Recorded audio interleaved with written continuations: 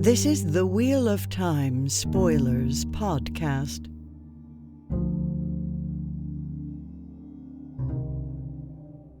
All right, so we are here today to do one of the only single chapters we will be doing this book, probably. Chapter 3. It's a banger. Which is good, because I've got a lot to say about this one. There's 3 POVs. There's conclusions to things that should have happened a long time ago. There's a lot. There's prophecies, there's visions, there's... dreams. Varen's letter. Yeah, so much to talk about. It touches on a lot of... And then just the conversation between Rand and Egwene. There's like, every line has something I want to say something about. So this is going to be a good one, I think. Yeah. So without further ado, should I just read us in? I think so, yeah. I think we can just skip on the extra content today and just go for it. Yeah, let's just do it. All right. Chapter 3, The Amyrlin's Anger.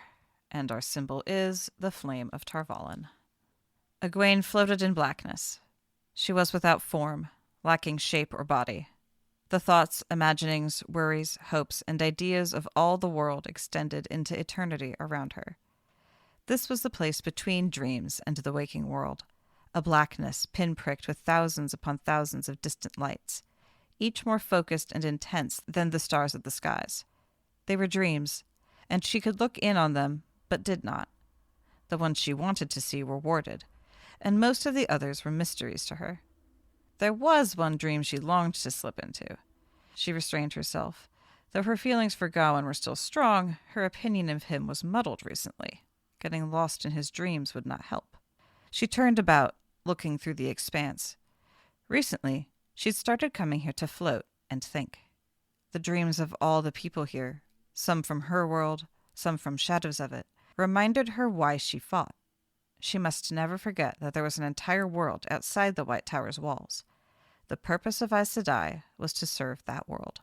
Thought that was a nice read-in, because that's where she's at as she, approaches this conversation with Rand, right? Is really thinking about the global, existential, multidimensional nature of what they're doing, which I think is a good way for her to be walking up to such an important conversation with Rand, right? Like in his awakened state. Like, it's good that she's not just being angry about something small. It's good she's global, universal in her thinking right now.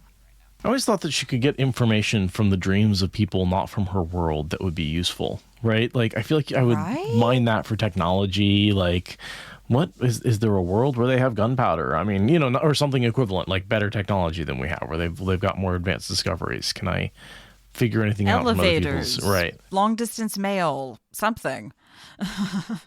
Yeah. Yeah, if those worlds exist and have manifest dreams, is there not something to be gained from interacting with them? Mm-hmm. Mm-hmm. So then she uses the world of dreams as we've seen her use them before, which is basically like communicating. Yes, this is her long distance communication. She basically pages Nynaeve through her dreams. I like that, yeah. It's always followed by Nynaeve waking up, and being like, oh my God, okay. Well, I mean, that buzzing noise is annoying, And so Nynaeve, it is time to stop avoiding me. There's work to be done. Meet me, because she's been hanging out with Rand this whole time. Yeah. Yeah, she has said, I need to stay with Rand. One of us on the core cast needs to stay with Rand this whole time. And that's her reason for staying away from Egwene. But she also kind of ran away in the middle of the night. A little bit. Her and Egwene have some unresolved issues that have definitely been getting swept farther and farther under the rug with the Rand broom. Because Nynaeve is very much an independent agent in a lot of ways. She's going to do what she wants when she wants. She's never obeyed the tower. And she never will. And she never will. So, yeah. And she's too powerful to, just ignore. Yeah. She can't be entirely outside of the fold, but neither can she be contained completely within the fold. She's a real conundrum, even for her old friend Egwene. I mean, friend in quotes.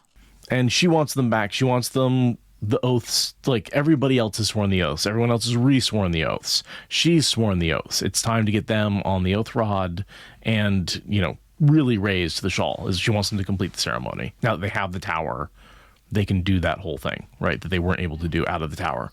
that is kind of the first order of business, right? Is to raise all the women who were raised by decree, all of them, not just her friends, but everyone who was in that limbo because of the split. They should kind of be priority number one now that the split is healed. I don't know. I still think the last battle should be priority number one. Well, no, that is prep for the last battle, is to get that little issue resolved, because that gets more proper Aes Sedai into the ranks of Aes Sedai. So, what do you think about Egwene's decision to not take the test but have Nynaeve take it? I am very meh on Egwene not taking the test. I think them all taking it makes sense. I'm really meh on her deciding that the Amyrlin is exempted because she went through a bunch of spankings. I'm not swayed by her logic on that.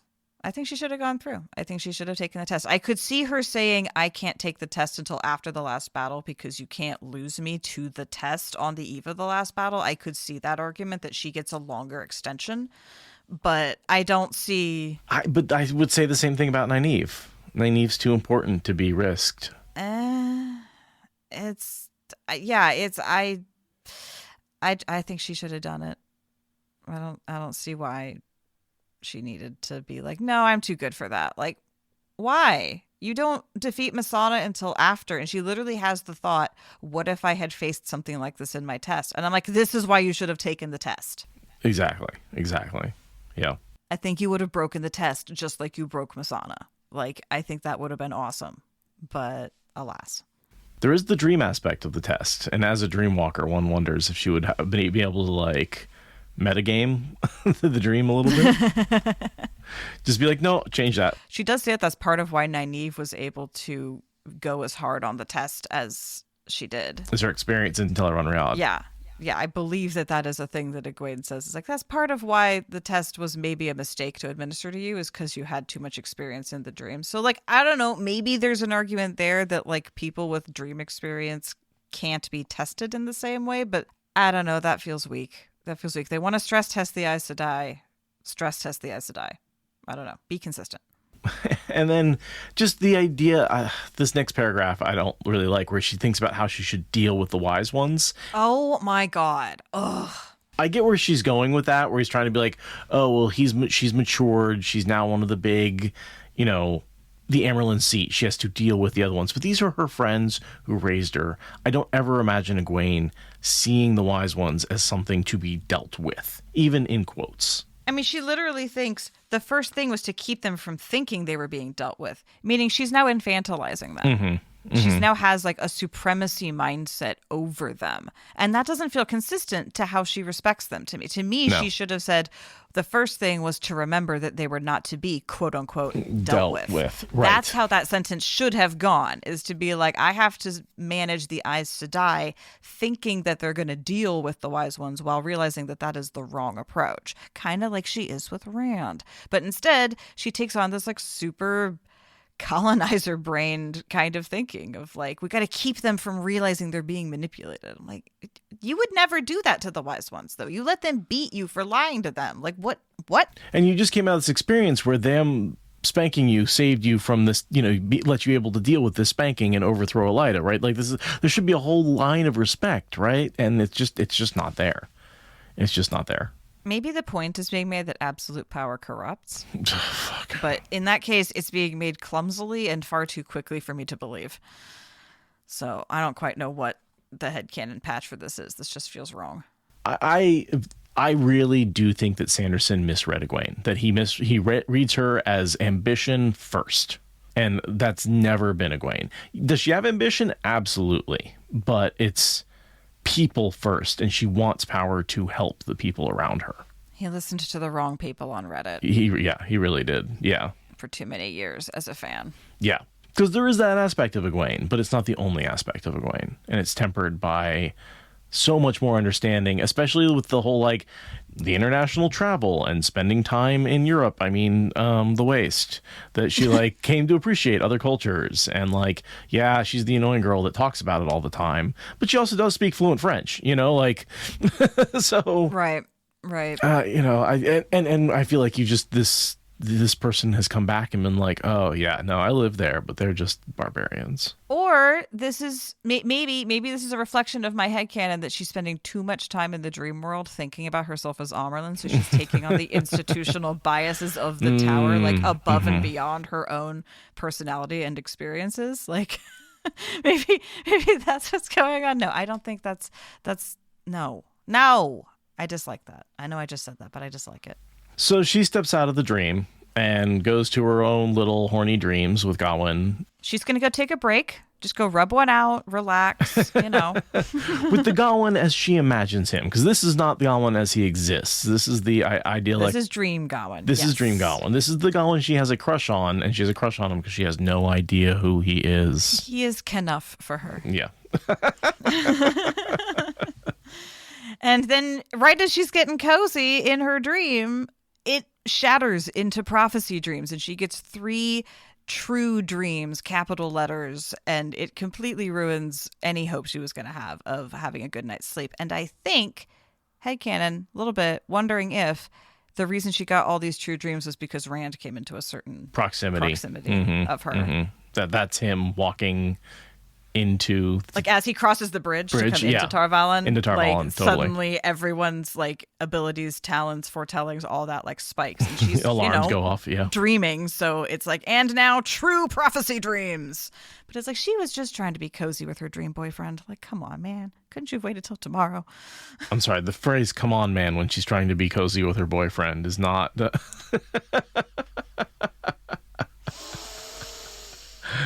Sigh.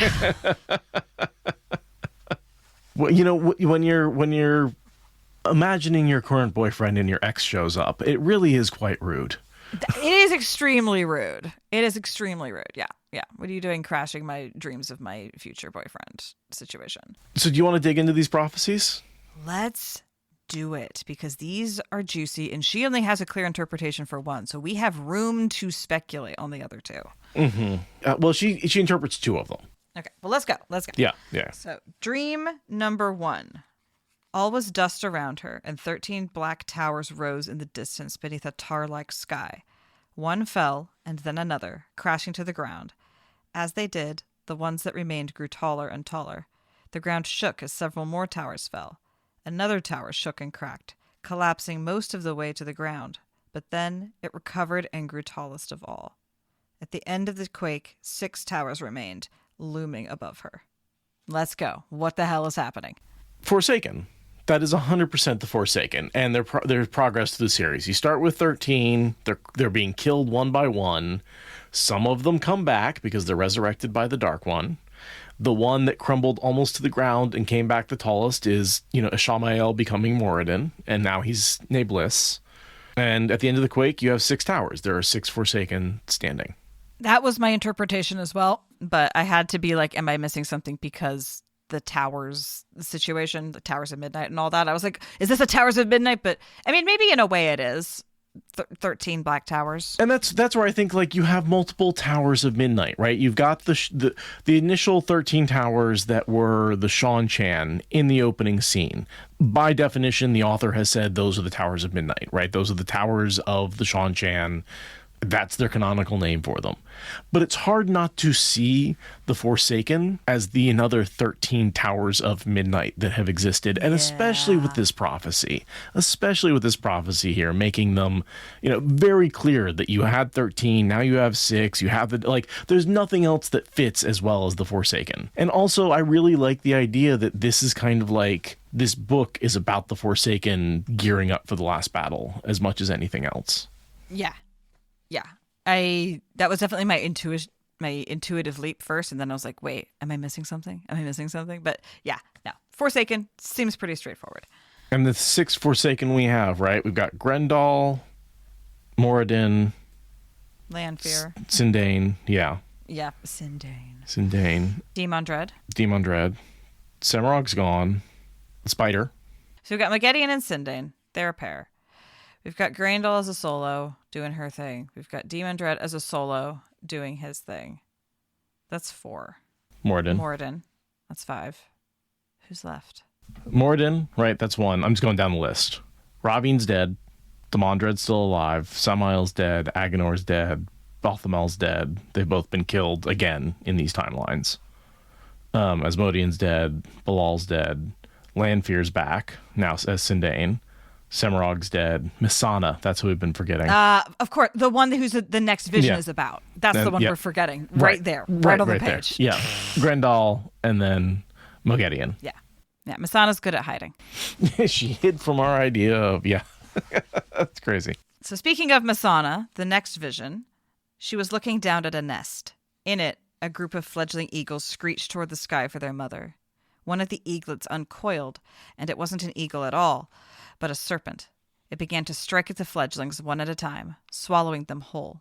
The eaglets simply continued to stare into the sky, pretending that the serpent was their sibling as it devoured them. Now, she gives us the interpretation of this as Missana, but what I think is really interesting is the helplessness and the patiently ignoring their sibling. I find that to be a far more interesting part than the snake itself. You know? Pretending the serpent was their sibling as it devoured them. I mean, I think it's, yes, Missana, but it's also a bit of the entire Black Aja and the way they just ignored it and the way they didn't talk about it and the way it did consume them as a nest. You know, it definitely is Missana, but it's also, I feel like, a really good analogy for the Black Aja and the history of it. But that's not really a foretelling because that's already kind of happened. It's more of an observation than a prediction, right? Like the observation or the prediction is that Missana is going to continue to win until they do something different. But like the conditions of that are that you are just waiting for someone to come save you and actively looking away from anything that makes you uncomfortable, and you are dying as a result. And that has a lot of analogies elsewhere in the book and in our lives in this present moment.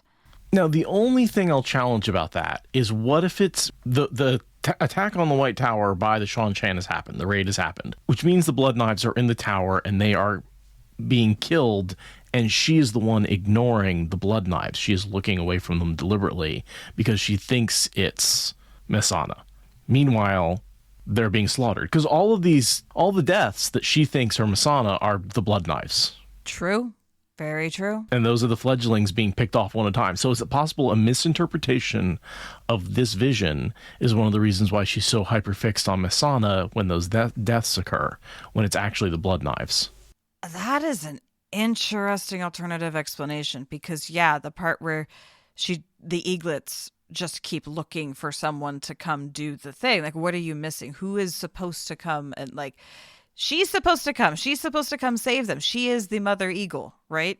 She's supposed to show up and deal with the blood knife that's eating them. But that's an interesting interpretation. I think where it's weak is that the serpent is one of the eaglets that uncoils, and that doesn't make sense unless it is Missana.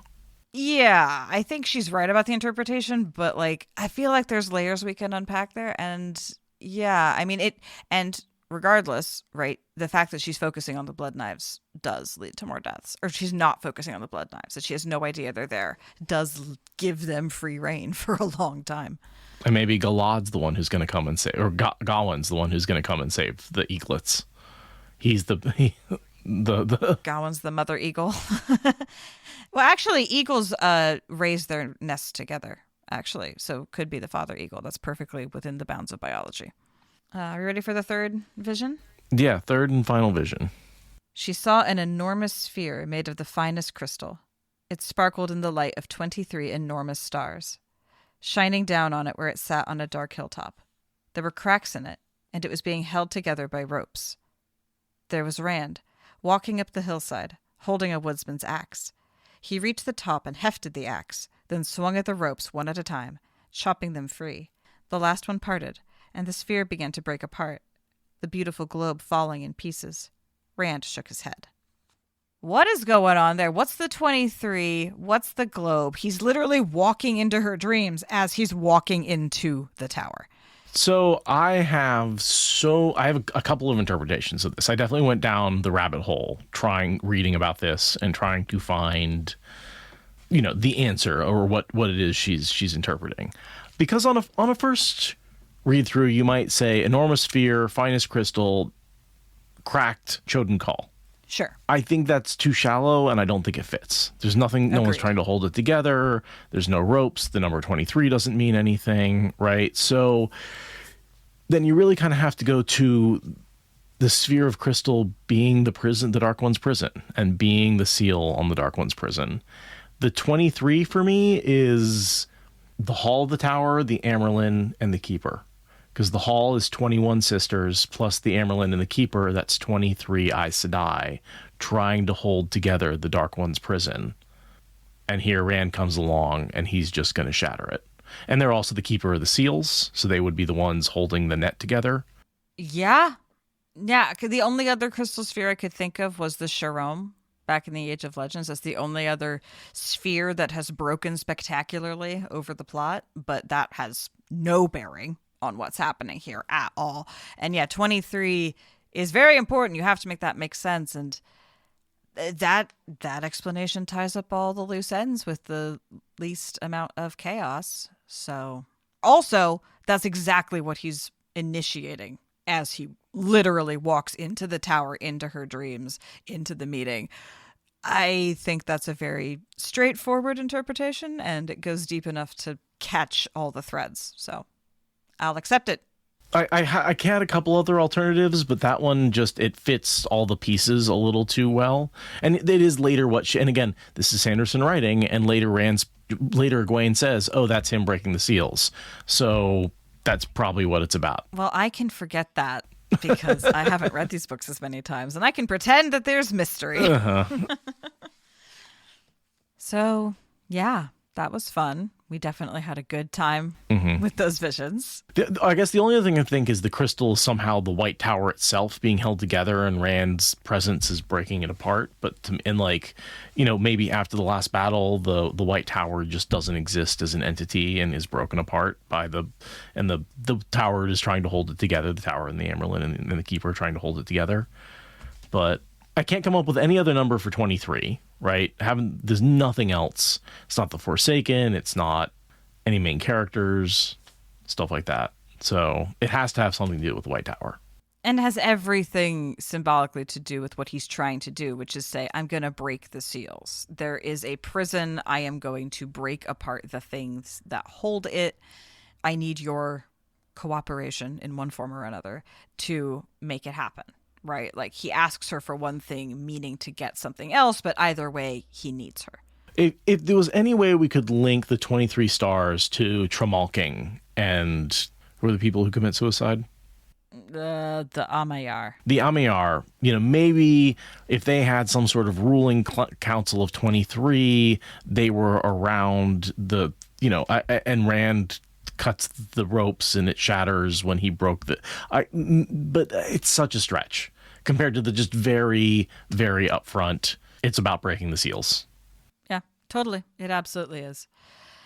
And yeah, with that, she wakes up in a start and is like, oh my God, that was very intense. And she goes to her dream journal and she writes it down like a good dream journal person does. And she works through some interpretations. And the middle one comes through the most clearly, but because it's Sanderson and because we're omnipotent readers on a reread, none of that revelation on her part is particularly exciting. But what is exciting is when she finishes her notes and tries to go back to bed only to be interrupted by, you guessed it, Rand. I mean, news of Rand. It's Sylviana being like, he's here for you. It's good you're awake already.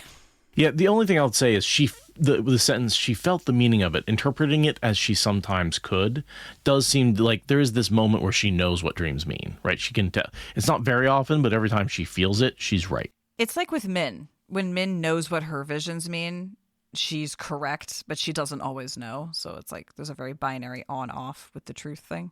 So yeah, I figure that Egwene's sense for that is much like Min's sense for her foretelling, or her visions. They're not foretellings. Kind of.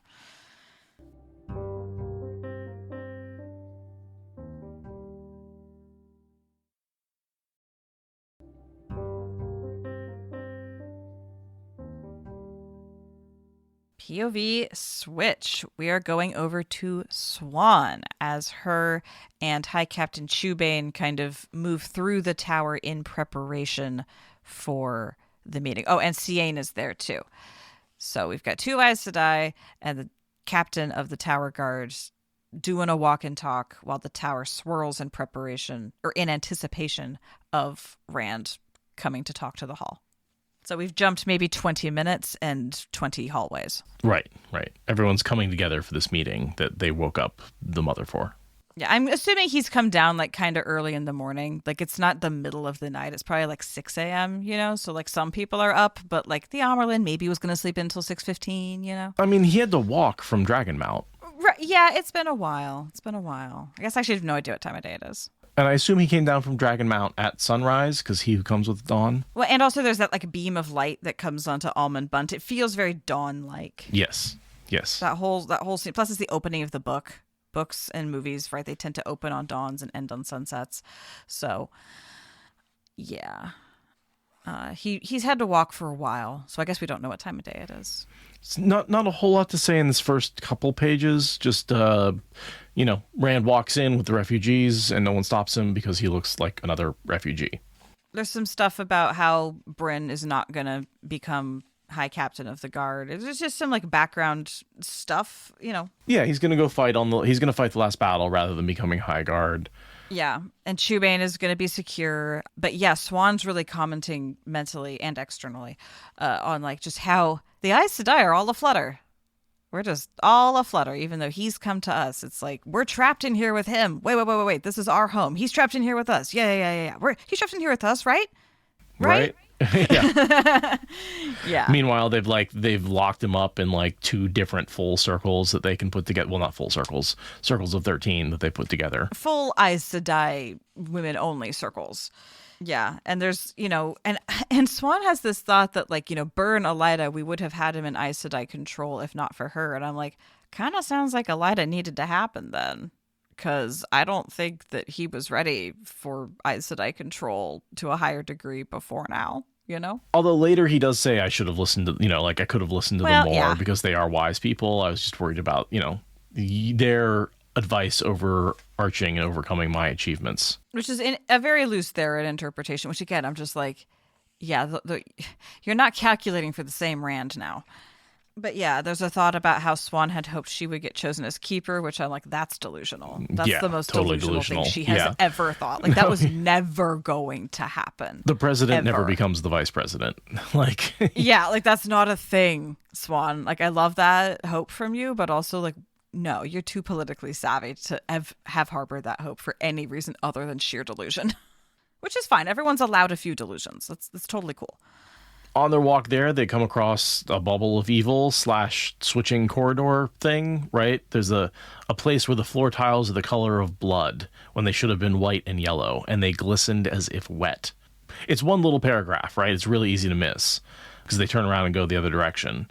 But yeah, the White Tower is all sorts of fucked up. It's twisted. It's interesting. I feel like the White Tower has had more corridors shifted than almost any other place. I'm not sure if that's just because we've been spending more time with Egwene, but it feels like every time we're in the tower, there's a hallway that's been moved or shifted. Plus the whole brown quarters, novice quarters switching places. Well, that was because Egwene needed to be up high in order to kick Shan-Chan ass. Totally. I think it's kind of like how Min's visions are more attracted to channelers. I think probably Bubbles of Evil are just more attracted to channelers because it's like they're not Taviran, but they are more tapped into like the intrinsic nature of the universe because of channeling. So plus you got a lot of people with weird talents and important roles to play in the future. Like I can see the White Tower being a hot spot for this sort of thing. Yeah. What about the Black Tower? I imagine that, well, the Black Tower is being run by a probationary Forsaken at this point. So they might have a little bit more safety for themselves because they need to be preserved for the actual battle. But I would imagine that if they were being led by someone like, say, Logain, who is not, a probationary Forsaken, then probably it would be just as bad, if not worse, because they have so much taint damage even now after the cleansing. Well, and so many of them now are connected to the Dark One, right, in a way. Yeah, but like Forsaken don't go insane from the taint, right? So the Dark One has the ability to pick and choose to some extent where this goes, I think, maybe. Or the Black Tower is riddled with these things at like a twice or thrice rate. They are brutal with using the power to stomp them down, would be my guess. Also that they have a different approach to using the power defensively. So, but I would imagine it's happening more often at the Black Tower unless the Dark One is specifically intervening to give them an exemption. Swan thinks Egwene's working hard to reforge the tower, but you couldn't mend years worth of broken nets in 1 month. I think that's a good analogy about like, yeah, these are very divided people and bringing them back. If anything, the best benefit for bringing them back together is so many have been killed or fled that the old guard is such a small percentage of the people, because you've got all these novices and all these new people and all these young Aes Sedai flooding in, and all the old guard is basically gone. You know, I have seen this in my role in local government. The guy who actually knows like how to run the department has been there forever, but the board turned over really rapidly from like the old boys club with all the problems associated with that term to the crew it is now. And I was part of that. I came in near the end of that transition, and he has so many defensive habits left over from when the board was an old boys club who just talked about fishing and never even signed the checks. Like, he keeps being surprised that we're engaged and wants to cut him checks for things and he's just we continue to see these shadows and bends that were made by him spending years just dealing with very abusive, unpleasant people compared to who he's dealing with now. So very much what she's saying here. It takes a while to mend broken nets of decades in the making. Also, like everything we all know about trauma and healing from trauma. But, you know, I'm trying to stay institutional here. Suwan's very upset that she's not sort of in the know anymore, right? She's like, I'm not in the center of what's going on. You know, all I want to do is be there to shepherd the dragon to the last battle, but I'm just not really in a position to do that. Well, she's having to shift what she means when she says that overarching goal. She's like, I need to just, okay, I gotta reorganize how I support the dragon in the last battle, because she's being pushed out in a way that she can see as good, but also like, okay, so then where's my in? Because I have to be part of this because I'm Swan fucking Sanche. So in the next paragraph, there's a series of sentences that I misinterpreted, which is my fault. Okay. But that was Bryn, serene to a fault. He soothed her worries just by being there. And I spent the longest time trying to figure out which Aes Sedai Serene was. Serene. Robert Jordan, that is on you. Because it's this capitalized S word, Serene, Seren. So I was just like, Serene, why is, and yeah, then like trying to like, Serene? Who's Serene, and why is she to a fault? Like, why is Brent? Like, I spent a solid, I mean, not minutes, but like I spent a solid 30 seconds being like, that sentence doesn't make any sense. Who's Serene? Robert Jordan, that is 100% on you, bud. That's the S name fallacy. Uh-huh. Oh, yeah. That's amazing. I love that for you. Thank you for sharing that with the class. Who's Serene Sedai? Serene? I'm so that'd be a really good trivia question. Pick out the name that isn't an Aes Sedai's name, and it's just the word Serene. You got Saren, Serene. Yeah. One of these names is not like the other. Can you tell which one? Because earlier in this chapter, Suwan has a whole thing about how she's getting to like Serene because she's Saren, but yes. Saren, yes. But, the way I pronounce that word in my head is Serene, right? That's how it's spelled in my head. And then to have Serene be a word that comes up later when Serene is how, even though I know in the audiobook that's not how it's pronounced, but in my head that's how I say it. So, yeah, it threw me. It definitely threw me. That's hilarious. And because of the way it's structured, right? But that was Bryn, not comma, that was Bryn, comma, Serene to a fault. It's that was Bryn, period. New sentence, new thought, Serene to a fault. Capitalized S. Yeah, no, I mean, it's a really reasonable mistake to make at this point in our journey through the Wheel of Time. Because, Lord Robert Jordan. Oh, the S names are a problem. Yeah. All right, moving on. The next thing I have is Egwene coming out. I did have one other thing, which is, it's a very Sanderson comment coming from Bryn here, but I think it's a relevant thought. Oh, no, she says, I'm Aes Sedai. My very nature is to be in control of myself and my surroundings. And he replies, And yet the more time I spend around Aes Sedai, the more I wonder about that. Are they in control of their emotions, or do those emotions just never change? If one is always concerned, one will always look the same. And that feels like such a Sanderson meta fan comment on like the experience of reading the Aes Sedai as you're growing up and just being like, because they look serene, but then they have all this inner turmoil and there's so much machinations and it feels so Sanderson, but I don't really mind it. Yeah, I do mind it. You mind it? What do you mind about it? The idea that he's just dismissing all the complex emotions that Aes Sedai are constantly going through in this weird way. That he's like, oh, they're just simple and they just don't have a lot of depth to them. Well, that's not how I was taking it at all. I was taking it as like, I don't know, the mask is, I don't know. I guess I just felt validated in him saying, like, you just have resting bitch face. It's fine. Like, I get it. I mean, Suan might. Yeah, there's no doubt about that. But I don't know. And again, I think it comes from just reading a lot of Sanderson and getting to know his humor style. And this feels like a very bad, like a not great attempt at being slightly humorous on Sanderson's style. Like, this is just very light Sanderson humor. And I think in the moment I appreciated it, but now having read so much Sanderson, going back and seeing this just makes me like he's Flanderized his own humor in some of his later books. And I mean, I did kind of pick up some of his other books and go, been there, done that, got the t-shirt and put them back down again. So Right. That tracks with our mutual experience for sure. Yeah.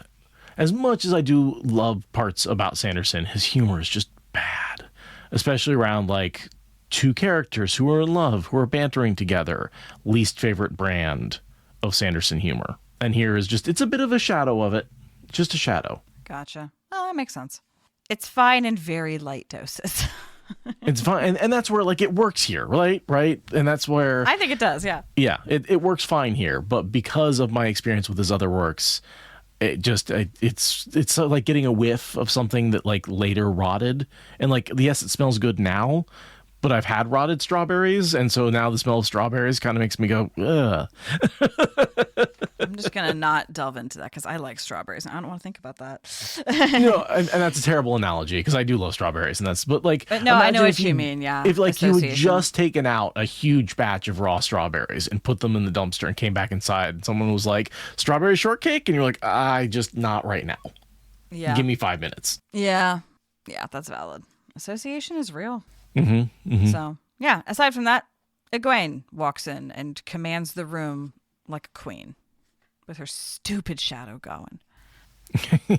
Yet not bonded to her as a warder, yet not cast from the tower either. He'd spent the nights since the reunification guarding Egwene's doors, despite the fact that it angered her. What the things we do for love. What? Mm-hmm. And then there's this great paragraph that just describes Egwene. It's great. She'd brought the tower to its knees from the inside while being beaten every day and doused with so much forkroot she could barely light a candle. So young. And yet what was age to an Aes Sedai? It's so true. Brought the tower to its knees while being beaten and drugged. Like, that is an accurate description of what happened. Pretty impressive. And I think that's why we really like her journey through, like, into towers. When she first got kidnapped at the end of the whatever book she gets kidnapped at, end of Crossroads of Twilight, she spends Knife of Dreams in the tower doing her whole rebellion thing. That's written by Jordan.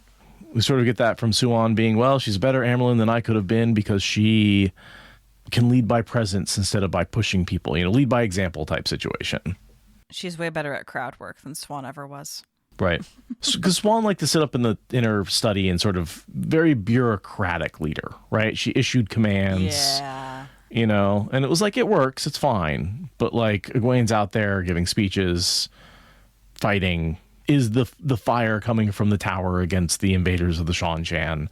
Like there's a certain amount of awe that I don't think Suan ever had. Right. Swan's fierce, but yeah, she's wielded her power bureaucratically. And yeah, so she's saying, like, it's good that Egwene is here and now the way she is. That's really good walking up into this moment, despite what it cost me and what it cost the tower. Like, at least we're set up for this moment really, really well, which is not a wrong take, I guess. I guess it's right. I feel like we probably could have made better choices to get to this moment, but whatever. Same goes for Rand. It's fine. It made good drama. We've read all the books about it. It was fun. So I guess the next thing I have is Rand walks in surrounded by 26 figures, which I assume is a full circle to shield them and a full circle to like bind them in air. No, they're not. I don't think they're binding because he's walking easily. I think it's just literally 2 layered shields. Like even if you break out of one, there's another one. Listen, I know it's tempting, but 2 condoms does not work better than 1. All right? Like they rub against each other, they cause breakage. It's really not a good idea. You want 1 layer of protection. If you're going to double up, you want to double up on different kinds of protection. You know, you want one layer that's, you know, physical and 1 layer against magical. You don't want to do the double layer. That's just going to cause problems. You're not wrong. You're not Use wrong. hormonal birth control and condoms. Yeah, magic, as we said. Magic condoms and magic hormonal birth control. Yeah. So they're only doing, I think they're only doing the one because he's moving completely unencumbered through this. And he is walking like an Aes Sedai. He's walking with complete he's walking like an Amyrlin, really. I was thinking the second one, just, you know, because you're not allowed to divert any power from the shield, you want a second group of channelers there in case they need to use, you know, weaves of air to imprison them. They have 1 circle for the magical shield and 1 circle for the backup spring trap that will grab Exactly. him Yeah, that's what I was kind of saying is like, not so that they are binding him, but they could, you know, because you don't, that there's that policy if you don't want to divert any of your power away from the shield, which makes sense because then they could break the shield, that you have another group or another circle there to do the physical binding if necessary. If Egwene said, no, you can't leave. Right. No, that makes sense. That makes sense. And then if for some reason he does bust out of the one, then they're ready to go. Exactly. Right. But yeah, he is walking in with the same kind of command and presence that Egwene has. He doesn't really care about all the kerfuffle. He's not concerned about the guards. He's just moving through, assuming deference from people when they're afraid of him. And it works out fine because, you know, there is deference there. And he glows to her eyes, right? Getting reminded she can see Ta'Veren. Which is, again, because it's mentioned here, it's one of the reasons we can be like, well, you know, Nynaeve is probably not Ta'Veren. You know, Egwene's not Ta'Veren because, like, you know, she would have pointed it out and be like, yes, they're also Ta'Veren. Unlike in the show where they are. Yeah, I blow all the raspberries at that. Oh, well, the girls aren't Ta'Veren because only the 3 special boys can be Ta'Veren. No, that's some bullshit. I don't care what Swan can see. That's just the authorial choice being wrong. This is heart canon, damn it. We at least Ta'Veren by proxied them a couple of times. Oh, yeah, for sure. For sure. Rand needed one of his childhood friends to be the Amyrlin. Like, that was needed to happen, for sure. And so you can be like, was everything on her journey set up? Like, even if she's not Ta'Veren, she needed to be in that position and Rand needed her to be there. So her journey was, you know, set up by a Ta'Veren. So her thread being pulled by Ta'Veren kind of makes her Ta'Veren in and of itself, right? If Rand is pulling on the threads around him to change the world, he's pulling on Egwene's and Nynaeve's thread more than most. Exactly. He's pulling on everyone, but he's going to pull on these people harder than everyone else. It's just, it's how he is connected to the world. Yeah, and I would have been fine if from the beginning all 5 of them were Ta'Veren. It would have been much simpler. We would not need all these brain pretzels. Just say they're all Ta'Veren and have done with it. Again, that's why the show did that. Yeah, but it gives them different motivation for leaving the 2 rivers, right? I think Egwene and Nynaeve's motivation for leaving the 2 rivers is much more interesting because they're not just under attack. I mean, you've made that argument since book 1 of this podcast, and I think that's a really interesting take, that by not being Ta'Veren, Egwene has way more agency over her adventure, and that's super important. So, not a bad take. But they're definitely both moving through the world with the same amount of gravitas at this point, now that she is literally the center of the reunited White Tower, right? The spindle around which the wheel turns, et cetera, et cetera.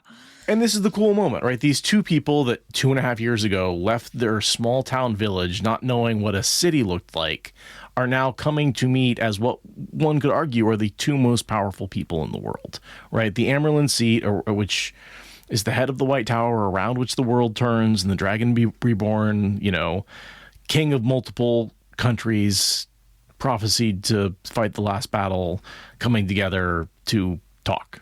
And I really hate their conversation. I love everything about it other than the actual contents. Exactly. But before we get to that, we do have him talking briefly to Swan, which is cool. I do like Swan and Rand's conversation. Yeah, that's a good interaction. Like, first he starts talking to Bryn and just completely reads their entire situation, which is very cute. Right. He's like, oh, yeah, you two are together. It's like Elaine will have some things to say about that. Anyway, moving on. It's just so, like, I don't know, homey almost.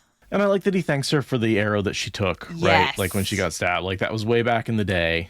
Sort of a lot of these callback references. I feel like he's almost making sure that she knows why that happened. Like, just in case she hadn't figured out who that arrow was for. He's like, I know you're a puzzle solver, so just in case you never solved that puzzle, it was me. It was me that arrow was meant for, just so you know. I mean, he frames it in terms of a thank you, but I feel like he's doing it because she's a puzzle person and she maybe didn't figure that out and it might still be bothering her. Or she figured it out, in which case the thanks are appropriate. And he has a lot of apologizing to do. And he's working, he's like, oh yeah, I got to apologize to you for this and you for that and you for that. Like, he's like, I was on a, my name is Oral Tour. Yeah. Fitzpant is saying, he's coming down off of his high of the taint, right? Coming down off of his high horse mountain. Mountain. Yeah, that too. But like, yeah, the taint has been his drug, and he's finally licked it, right? He took some a counter drug, which was the golden light. Got divine Narcan. Yeah, divine Narcan. Nice.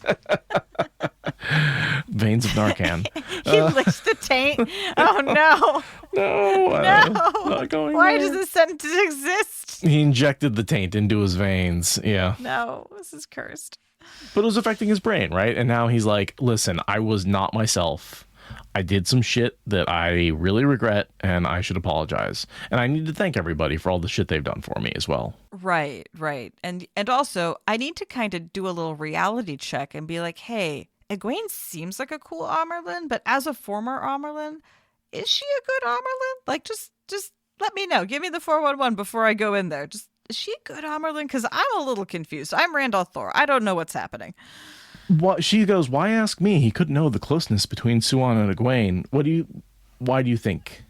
Do you think he knows, or do you think it's just because she's a former Laura? I think it's real obvious that she's standing there looking like a proud mother hen with a new chick as Egwene walks in. I think everyone with a brain can notice, but no one is because politics. But Rand is in his perceptive mode. He's really zen. He's picking up on subtle cues. I think Swan looks way too proud of Egwene for him to not know that she feels like some responsibility for this moment. That's what I think. You don't think he has any inside information? He didn't get any? Nah. No. He's just reading people. He's reading the aura, the vibe, the body language. So as he's making his way from Suan to the Amyrlin, we get Tiana delivering a letter from Varen. I actually didn't look up Tiana. Is she at all interesting as a character? She was the too young Mistress of Novices of Saladar who was super overwhelmed, and that's all I remember about her. Okay. Yeah, that seems just fine. And so she was given the letter by Varen. And we identify it. We've got a red seal. So, all right, I got to say, I read on the 13th Depository, there's an article by Linda, is all it says, called Varen and Her Letters. And this was quite an interesting amount of information about Varen and the various letters that she given out. I highly recommend it to read that. We should definitely drop that. I love 13th Depository. Yeah, really good content. Yes, we'll put a link in the show notes. Yeah, link in the show notes right there. It talks about how before all her letters have yellow seals, but now she's paid the blood price. They've got red seals. Really? And so you're looking, yes. The wax changes color? She uses a different color wax for these death letters. What? She used yellow wax? When did she use yellow wax? Blah, blah, blah, blah, blah, blah, blah, blah, blah, blah. Blah, blah. Never heard the words yellow wax together in Wheel of Time in my life. Rand took out Varen's letter and broke the blob of yellow wax, sealing impressed with the great serpent ring. I love being a liar. The Brown sisters' spidery hand covered most of the page, a few letters blotted where raindrops had soaked the paper. Huh. I never noticed that. I never in my entire life noticed she changed wax color. So, and this is her saying, so whether or not you follow Cadsuane's advice, and I repeat that you should follow mine, be very wary. That was the yellow one. Yeah, this is the yellow one. This is where she says, I believe I can fulfill my oath to you better elsewhere. So I've taken Talmanis and I'm going to go, fuck off, basically. Tomas, right? Not Talmanis. Very different character. She's going off to pick up Tomas, or to pick up Talmanis. Jesus, names are hard. Fuck, names are hard. Names are so fucking hard. All right, Serene. Ah! So that letter, right, back when she's still kind of under, she's writing in her code. It's all flowers and stuff like that, right? All of her letters pre-betraying the Dark One are yellow wax. Okay, sorry, that was a tangent from this letter. I just needed to have that. Today I was years old when I learned. Okay, also, and here's another point she makes, there is a chapter called Red Wax in Lord of Chaos, which is the seal on the agreement Morghese made with the White Cloaks to give them major concessions, right? And Pedro Nile's blood was spilled and destroyed that. Right, yeah. And that was a Red Wax one, right? So just, there's just a little bit of the Red Wax versus... Anyway, so that's a bit of a tangent, right? It seems to indicate... It's hard to really tell what's in it, right? Because we don't get direct evidence for it. But Rand does say someone told him that Stepaneos, a little birdie basically told him that Stepaneos was being kidnapped by the White Tower. One would assume that's in this letter. Because Cadsuane disavows knowing anything about it, right? She's as surprised as anyone else. Okay, I forgot about that, but I think you're right. I mean, obviously you're right because you're reading from Linda, but that rings a bell. So here's the quote. The king of Eredamon, where did she find him? And said, how did you know? A friend left me a secret. The White Tower had collected Matt and Stepaneus to protect him. Well, it wasn't too much of a leap to wonder if they might have done the same thing with other monarchs. So that was a very Aes Sedai move of her. That wasn't even like a Dark One betrayal kind of thing. That was just some regular Aes Sedai machinations that she could have done as a Brown. Also, it's possible the letter says that Wiramon and, who's that? The girl with him. Anayella. Yeah. Wiramon and Anayella were dark friends. It may also have told him that. Well, he sees it on them with his magic vision the next time he sees them. Yes. And then he says, so it is you, both of you. So maybe not Wiramon, but she says, hey, these people, I think you've got a dark friend in this group, right? Because he says it is you, both of you, right? There's that moment where he's confirming something that somebody already told him. Okay, I could accept that. Maybe not necessarily that's Wiramon, but that there is a dark friend in there. Because I just don't see why she would give him regular Aes Sedai stuff. That seems underwhelming. But dark friend stuff that she couldn't know he would get magic vision for seeing anyway, that seems reasonable. But again, this is all I'm reading this from because I couldn't find anything else where he reacts to the information here. Yeah, I think it must be a warning that there's some dark friends in people he knows and trusts, quote unquote, among those people. Yeah, that makes the most sense because I love the idea that she was just dropping him Aes Sedai stuff as well. Maybe she put both things in the letter. I mean, maybe she gave him cake with frosting. I don't know. Something else to realize, Galad has a letter that may be from Varen. Oh, yeah. Varen's sharp eyes saw Galad with a letter which matches the description of Varen's letter. Galad was tucking something into his pocket. A small letter appeared with a red seal. Where had he gotten that? He looked troubled, though his expression lightened as he arrived. Right, we never get any follow-up on that. No. I do like the idea that Varen decided just as an extra contingency she was going to get a letter to Galad Damodred of all people. But I wonder, it's that's the brother to... I mean, he doesn't know he's Rand's brother at that point, does he? No, he doesn't learn that until the last battle. That's right. He learns that with Gawain dying in his arms. And he's not told his mother's alive. Galad finds out? No, but Varen, the letter doesn't tell him. Oh, no. So it's one of those moments where I don't know what that letter says to Galad. No idea. Maybe it was about Valda. Maybe she was going to be like, hey, goody two-shoes, lawful good guy. You should know that the head of your order is a raging dark friend. That makes sense. Yeah, because she can prepare those letters ahead of time as a dark friend and then send them once she's taken the tea. If nobody gets them before she dies. Yeah, if she hands them out and says, don't give this out unless certain conditions are met, and those conditions will only be met if she has died, then it's safe. It fits within the range of her oaths. So I bet it was a warning about Valda, and he's confused as to why an Aes Sedai would know that and tell him. I think that's why he's troubled. I'm headcanoning that that's what it is. Even though he's already killed Valda, the fact that Varen knew and is telling him is perplexing in its own right. May have also said that he did not kill his mother.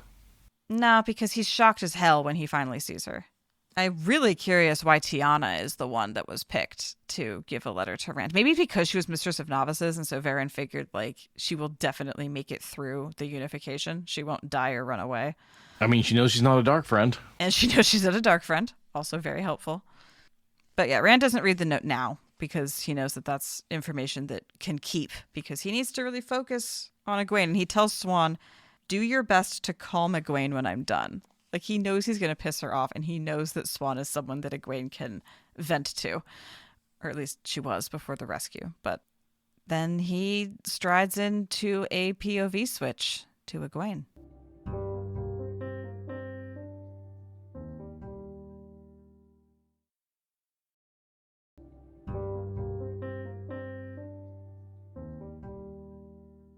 Third POV of the chapter. I mean, kind of the first POV over again, right? Because we're back to Egwene. It's really, is that 2 or 3 POVs in a chapter if you do a character, switch away from them, and then come back? Yeah, are you counting the number of characters or the number of times we switch between them? Because I count, like, number of POV switches, because as an editor, those are really good hinge points to, like, structure ad breaks and stuff around. But yeah, if there's only 2 characters represented by 3 switches. 2 switches. Huh. Anyway, numbers are fun. Numbers are fun. So the whole journey for me for this little POV is Egwene going from Rand al'Thor is the Dragon Reborn, who's the most dangerous man ever, to, oh, Rand al'Thor is the one you want to trust with the fate of the world. Mm-hmm. And she does that in 3 pages. Yeah, she really goes on a full sine wave of a journey, or half of a sine wave of a journey. Yeah. And, you know, again, I see a lot of the institution of the White Tower really coming through and clashing with who she is as a person, as an individual. I really see the conflict of those two, you know, unstoppable force and immovable object, right? Because she is Egwene Al'Vir of the Two Rivers, but also she's the Amyrlin seat, and how she thinks of Rand really oscillates between those two pieces of her. And she's like, he has destroyed, he has conquered, but, like, is that not what the Dragon Reborn is supposed to do? Right. And then I love his insight of, like, I wanted to avoid Aes Sedai control, but that was because that would have meant that you were responsible for what I did, and that would have been really nice, actually, it turns out, to have someone else be responsible for all this shit that I've done. Listen, if you've been the boss long enough, you know it's nice when you got someone else to blame shit on, and you can just, not my responsibility. Yeah, for sure. I like this sentence. I was broken, Rand said, and then, remarkably, I was reforged. I think he almost had me, Egwene. It was Codswain who set me to fixing it, though she did so by accident. Still, I shall have to lift her exile, I suspect. The offhanded, I guess I should revoke her exile. She did fix me. But that's, and this is the fulfillment of everything that Min's prophecy said, that she was going to teach him something. And later, in a later chapter in this book, he says, she taught me that we weren't just weapons, that we're men too. And that's where he sends that letter to the Black Tower and says, you're not just weapons, you're men too. That's the lesson that Codswain taught him by accident. And all she did to do that was bring Tam into the picture? That seems to be what's going on, yeah. Couldn't someone else have done that without being a raging bully for fucking books upon books? And all he says is, it was Codswain who set me to fixing it. She put me on the path to fixing it by accident, is literally what he says. Could someone else who was not a bully not have had that happy accident? Could Min not have thought maybe my father-in-law should know what's going on with his son? I mean, they should be married, right? So, like, should be father-in-law, right? Like, maybe Min could have thought of that, and it wouldn't have been just all the angst of Codswain. Like, anyone can have an accident. We didn't need Codswain for that. And then there's this moment where she notices he's talking in this very sort of elevated, educated speech, and that's Lewis Theron coming through. Right, he suddenly sounds like he went to Eton. He suddenly has the Eton accent out of nowhere. And it's because he literally has the memories of someone who did go to Eton in his head now. Like he's reintegrated with that person. And so some of that unconscious training and tutelage, right? Like if you know more words and you use more words, suddenly you talk different. Well, and also he's inside, both literally and figuratively, an institution which has held on to a lot of the trappings of the age that Lews Therin comes from, right? He is addressing the Amyrlin seat formally in a packed hall of the tower. Their institution has moved much slower than the culture outside the White Tower. Like, this is a space where that sort of formal, old-timey way of presenting yourself is actually, like, logical and appropriate. So he fits here more than a lot of the modern Aes Sedai because he has memories of what they were trying to rebuild when they put this place together in the first place. Pavara and Javindra hadn't returned from their unknown mission. Where are they going? Black Tower. Okay. To mostly die, except for Pavara, because Andril. Yeah, it is amazing how many of that group just dies. Again, a winnowing of the old school White Tower. There's just not very many of them left, even going into the last battle. And that's before Shara comes along and goes, fuck you. Yeah, seriously. Egwene, why is Rand just talking idle philosophy? What's the point, right? Like, because he's in this very, like, reminds me a lot of actual Michael Kramer when he gets all philosophizing. I love Michael so much. But yeah, it also reminds me of, like, this is good Ishamael, right? This is the philosopher that's kind of nihilistic. He's like, nothing matters, so everything matters. And isn't that neat, right? This is the student that Herod Fell wanted to have as his grad student, right? When Herod Fell was like, you should come study philosophy with me. You shouldn't be bothering with all this whatever else you're doing. You should just, like, this is that side of him. This is if Ishamael had love. Mm-hmm. And this is very much the glass is half full. Whereas Ishamael's, yes. The glass is half empty. And then, the White Tower is saying the glass is exactly 50% liquid, 50% air. Right, exactly. Rand is very much on cloud nine, glass is half full. He's listing all the things that he needs, a bunch of things he needs to fix. And it's a subset, but right. He's like, I have too much to do to hang around. Right? People starve. He's talking about Eredamon. Others live in terror. What I've done, I mean, that's tons of people. A friend rides to his death without allies. That's Lan. And there's so little time to do what I must. He's like, oh my God, I've made so many mistakes. I have to go rectify a bunch of this stuff. And he also has a better understanding of how to use his powers as the Dragon Reborn of balance, right? So he knows he can go fix some of the starvation and fight the Dark One's influence on his troops and on the people around him now. He can do the thing with the apples in Eredamon. Right. Like, meanwhile, Egwene's like, so can we, like, back him into a padded room if we walk slowly enough? Like, she's having a completely different train of thought. Like, Rand, we need you to let us look at you with our magic medicine. And he's just like, I don't want to defy you in your seat of power because I know that it's a very shaky seat, but also, no, we're not doing that. Like, you can't keep me. It's interesting to me that we don't really see it in the moment, but later they talk about how everybody else is just tongue-tied. And Egwene doesn't seem to feel that at all. She's just kind of annoyed at him. They're having a normal conversation as far as she's concerned. It's an important and weird conversation, but there's nothing heavy or tight about the space the way the others describe. Again, makes me go Ta'Viren by proxy, right? Like, she's somehow not affected by his Ta'Viren-ness around her. Well, also in this case, I think he doesn't want to hear from the rest of them while he talks to her. Right. He's shutting them down. His Ta'Viren-ness he wants to have an uninterrupted conversation with her. So Ta'Viren-ness allows them that. I like that idea that he's actually using his powers to shut down everybody else, but not Egwene, because he wants to hear what she has to say. Because if she has to split her attention between talking to him and controlling the tower, controlling the hall, they're not going to have a good conversation. He needs her undivided attention to get this message through. I am going to break the seals in 1 month. You need to plan for that. And it's so funny. She's like, Rand, we have to talk about this and plan. He's like, that's why I told you. So you can plan. I do love that. Like, he knows how the White Tower is. He knows how Aes Sedai are. right? This is a Tamerlin to Amyrlin thing. He's like, you need a month to plan, so I'm giving you your month to plan. And his plan is, I want you as an ally because I feel like I need Saidin and Saidar. I don't know what the solution is, but I know I'm going to need both powers. I can't just use one. So that's why I'm giving you a heads up. But also out of respect to the fact that she's Watcher of the Seals. And he's saying, look, Watcher of the Seals need broke. Like, I feel like you deserve a heads up because that's been your charge for 3,000 years. Would have much rather see her break the seals and Logain give himself up to the flame of Tarvalin. I think that would have been a better way to do it. Making angry agreement faces. The Watcher of the Seals should have broken the seals. Yeah. Yeah.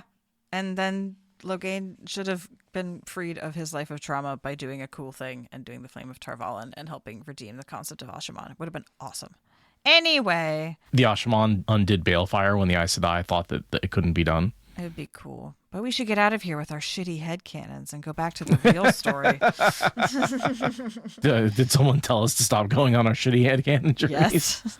Just like out there on the internet at large, because I was browsing comments that have been made on our Facebook. It's just like, boy. Oh, yeah. And the other important thing that he's doing here, right, is he's tricking her into organizing a bunch of other people to also come to the fields of Myrlor. Yes. He's offloading a lot of bureaucratic work onto her. It's honestly kind of sexist. He's making a girl do all the work. All the organizing. You talk to everybody, get everybody together for the party, get the balloons, yeah, exactly, buy the presents, and I'll show up. I'll be there. I promise. Something like that. In 1 month's time, which does give us a bit of a timeline, right? In 1 month's time, I'm going to travel to Shale Ghul and break the last remaining seals on the Dark One. I want your help. And I want you to meet me on the day before I go to Shale Ghul. We've abandoned the old timeline. Now we have a ticking clock. Right. Although I don't think he exactly follows that timeline, because I feel like he meets with them for a while and then he goes fights. I feel like the battles go on for a while after the meeting at Myrlor before he goes to Shale Ghul. He doesn't do it the next day. Am I misremembering that? Wibbly wobbly, timey wimey. The closer you get to Shale Ghul, the faster time goes. So for him, it is basically an afternoon. I feel like that only happens after he enters Shale Ghul. Before that, I think time is still running linearly everywhere. I'm pretty sure it breaks sooner than that, but I'm not sure. It's very wibble wobble, timey wimey. Because I think he goes in the morning, and that's when you get time that stretches out. Yeah, I don't remember when it starts or any of that. But yeah, he does want to have the meeting with time to have discussions, right? He wants to hammer out the dragon's peace. He says he has terms before he is going to go in, right? He knows this is going to take a while. And I guess he's been sitting up on the mountain planning some of this stuff while he's been having his epiphany. It's like, what do I need to do? Well, also that was a long walk, like you said. So he had a lot of time to plan on the walk. Yeah. Did he write the dragon's peace in his head on his walk over from Dragonmount? I guess so, yeah. Yeah. And yeah, so then he's like, all right, so anyway, mic drop, peace, I'm out. And he turns to walk away, and she is like, absolutely not. You do not turn your back on the Amyrlin seat, Randolph Thorin. And he doesn't. He turns back and has a much more respectful exit, but he also, with his eyes, says, do not make me make this weird. I will make this weird if you force the issue another fucking hair. And he says, I must go. And she says, okay, right? Which... good for her, not trying to keep him in that moment. She recognizes how to pick her battles. And then we have a lovely moment where she says, this is not ended. And he responds, there are no endings. Take that, Aes Sedai. Get your own Aes Sedai answer back. Well, and also it's just like, that's what any of us in the fandom would say. If someone said anything about endings to us, we're all going to reflexively say there are no endings. So is Rand a fan of the Wheel of Time? That's the question. I mean, he reads the prophecies, right? Yeah, so he is a fan. He is a fan. He's a fellow fan. Rand al'Thor is one of us. One of us. I mean, Yosha certainly was. True. He still is. The man's still alive. He's still a fan of the books. Well, I don't know. He's still a fan of the books. Still a fan of the books. Right? He finished them, so he can't not be a fan of the books, right? Mm-hmm. I heard he reread them too. So, yeah. But is he a fan, or is that, something that he feels like would make him better at his job? Because I feel like, honestly, if I had a major role across multiple years that had involved a series of books, the first thing I would do is sit down and read those books. Well, yeah. But would you reread them? If they were, maybe. Just saying, he's got really moody Instagram pictures. I think he might just like the books. I think he likes the books. I agree. I know I'm being skeptical, but I do think he likes the books. Yeah. And he leaves, and the Aes Sedai go, wow, that was really, really weird. And that's basically the readout. I don't really have much else to talk about in this. No, I think just the conversation between Egwene and Rand, I would have loved to see a little more commiserating of Rand being like, I don't know, them being friends. It was very Amyrlin Dragon Reborn, and I would have loved to see more Rand Egwene. There was no reunion. There was no all. reunion. Yeah. This was just a negotiation between heads of state. Right. And I think that's something that I really miss in these books, is when these characters who have been apart since really end of book 7, Do My As Wells comes together, and then Rand sends off Perrin and sends off Mat, and he hasn't seen Egwene in a long time. And the only character of the 5 who comes back together is really Nynaeve. And that's a great right? His whole like dressing up as the ugly guy and sneaking in and telling her she needs to come with him to cleanse the seals and everything like that. I love that reunification scene. And I feel like none of the rest of them get that level of moment together. It would have been nice if Rand had asked for a bit of a private audience as part of this whole thing, to be like, Mother, can we step into your chambers for like a few minutes away from the hall properly, not just with Tavir and Cone of Silence, but like actual behind closed doors? Can we like hug, you know? Right. Like, I've missed you. Like that level of like, I missed you, Egwene, and your stubbornness. Oh, you stubborn fool, Rand al'Thor. Right, and congratulations on surviving this. How'd you lose your hand? Like, right, she sees that he's lost a hand as he turns to go. It'd be so nice if she like grabbed his arm and was like, "Bro, what the hell did you let happen to you?" You know? But they're fronting with each other so much. They're hiding so much, and it's sad. Yeah, it's sad. She sees him as an antagonist, even though she comes through all the thoughts she had, which we really ignored her thought process in its details throughout this chapter. Yeah, we talked about it at the beginning, and then, but like, yeah. Despite the fact that she came through that, she still sees him as more of a changed antagonist than as someone she used to know. Like, despite all the thoughts she had, she still ultimately falls on the side of he's a problem to be fixed. He's someone to be dealt with, quote unquote. And I don't feel anybody else of the Emond's Field 5 feels like that. Like, Mat kind of has some of those thoughts early on, but later he's like, yeah, you know, he's still the Dragon Reborn, he's still Rand, and I'm going to fight for him, you know? Which is pretty consistent with how he treats Egwene. So Mat's fine. Mat's consistent in that way. But again, I really just look at Egwene as like inhabiting the institution to a point that her personality is eroding into the institution. She really is the White Tower to a degree that is upsetting. Like, and we've talked about this a bunch of times, but back when she thought the oaths were too much and needed to be banished, now she's like, 100% oaths are the way to go. That's what the White Tower needs. And you're just like, I kind of liked your reasons for getting rid of them. Yeah. But alas, she has very much not chosen that fork on the path, and we get this Egwene. And, yeah, I'm ready to read her out. If you've Give it to us. Anything else? Okay. How did you resist it, Mother? Sylviana asked. Egwene frowned. She hadn't felt that way. Perhaps because she thought of him as Rand. We need to discuss his words. The Hall of the Tower will reconvene in 1 hour's time for discussion. That conversation would be sealed to the Hall. And someone followed to make sure he really leaves. Gareth Bryn is doing so, Chubane said from outside. The sitters pulled themselves to their feet, shaken. Sylviana leaned down. You're right, Mother. He can't be allowed to break the seals. But what are we to do? If you won't hold him captive... I doubt we could have held him, Egwene said. There's something about him. I had the sense he would have broken that shield without a struggle. Then how? How do we stop him? We need allies, Egwene said. She took a deep breath. He might be persuaded by people that he trusts. Or he might be forced to change his mind if confronted by a large enough group united to stop him. It was now more vital that she speak with Elaine and Nynaeve. There it is. That's a fun chapter.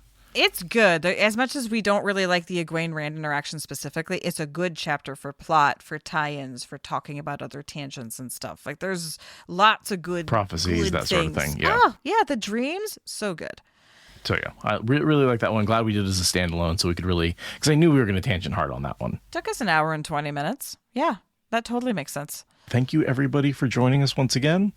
I don't think we have anything important to announce or say at this point. And by the time that you hear this as a recording, What Idol voting will already be over. But I do encourage everyone, if you have not seen the What Idol playlist, you definitely should go check it out. I'll include the link to it in the show notes for this episode. You can find it also in our server. If you're listening to this live, definitely vote. But yeah, I will just say What Idol was really, really fun this year, as per usual. And I do think we're going to need to do a bonus episode covering some of the entries because there was a lot, as we said before. Other than that, do remember to listen to my other podcasts, Autistic Stuff for Autistic People and Used to Sew. Remember to stay paying enough attention to the world that you're angry, but not so much that your blood pressure goes up too much. Yeah, and I'll say I've been reading Dungeon Crawler Carl for the second time. Very much enjoying it. It's definitely not a book I can recommend to everybody, but it's a book that does a good job of expanding the world building after book 3, like some other series that we're familiar with. So the first 3 books definitely establish sort of a central character and theme, and then book 4, and from then on, continues to grow the world and grow the characters and become a bit more than just a simple lit RPG, which I think is the genre. So if you're looking for something to read, I think it's worth giving a try, but I don't think everybody's going to love it, but I do think it's worth trying as a series. Awesome. Well, on that note, we will bid you all adieu. Make sure to donate to our Patreon. Kiddings. Bye. Bye.